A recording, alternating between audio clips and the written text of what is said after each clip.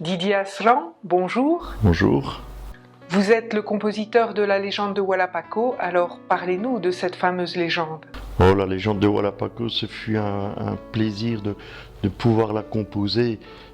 Déjà que l'équipe, comme David Vincent et Fury Sanzimé, qui ont écrit le storyboard et l'histoire de Walapaco, m'ont fait confiance pour l'écrire. C'était déjà un très grand honneur, mais j'ai eu un plaisir de composer parce qu'il y avait tellement de la matière, il y avait tellement de bonnes choses très réceptives au niveau de l'écriture que ça m'a permis de pouvoir développer la musique au-delà de la demande.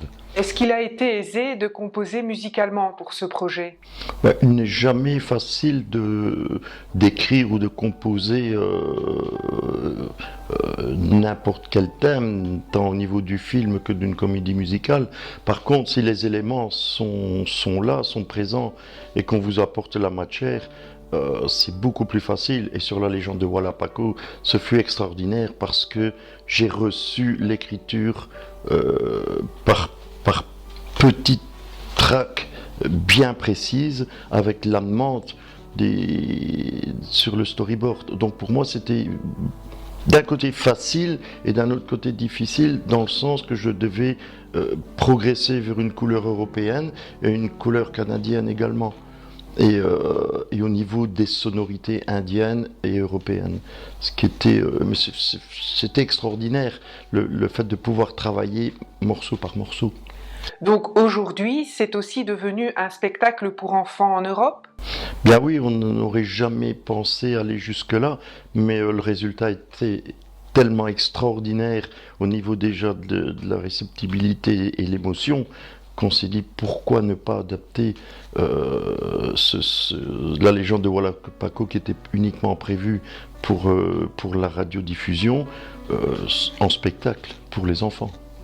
De combien d'acteurs se compose la troupe? Eh bien, nous nous sommes limités à 7 personnes parce que c'est difficile d'emmener une troupe beaucoup trop grande sur un spectacle au niveau des salles qui nous sont proposées.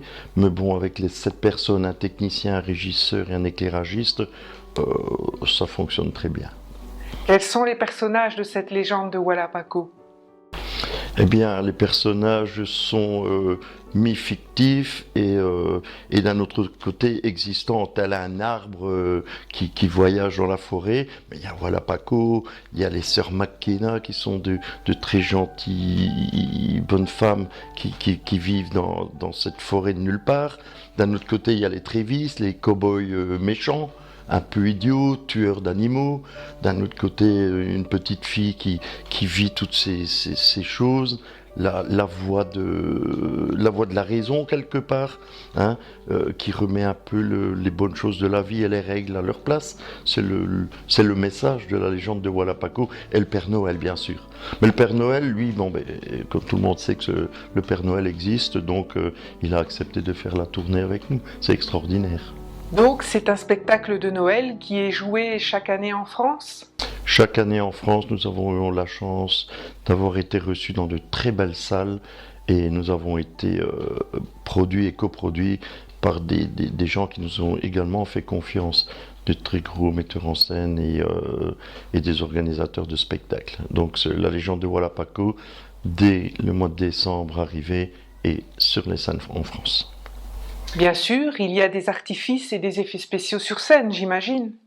Nous avons essayé de reconstituer la légende de Walapaco au plus naturel possible. Donc nous avons commencé avec des personnages vivants comme des arbres qui bougent. Ça, au niveau du regard des enfants, c'est toujours exceptionnel. De la fumée, des explosions, de la neige, de l'eau, des pirogues, des choses fantastiques qui font que la mère nature aussi qui apparaît dans un brouillard de fumée, plein de choses parce que les enfants sont attentifs à toutes ces belles petites choses qui se passent.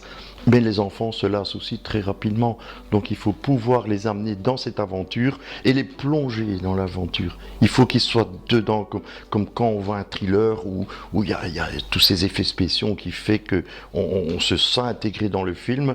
C'est beaucoup plus difficile avec les enfants, donc on y a mis toutes ces petites astuces Et je crois que nous avons réussi ça merveilleusement bien parce que c'est toujours un émerveillement pour ces enfants et on les voit à la sortie du spectacle avec des yeux tout grands. Comment s'organise la planification des spectacles? Eh bien ça, c'est le rôle des agents, des managers, des impresarios. Donc eux s'arrangent toujours quand même de rechercher les plus belles salles de spectacle, les belles salles de concert, ainsi que les théâtres, car parce qu'en France nous avons de très belles salles qui nous sont offertes pour nos beaux spectacles. Et ce sont nos agents qui organisent ça au fil de l'année. Donc 6 à 7 mois avant le début décembre, nous sommes déjà au courant de notre tournée et comment elle s'organisera. Merci Didier Aslan. Merci à vous.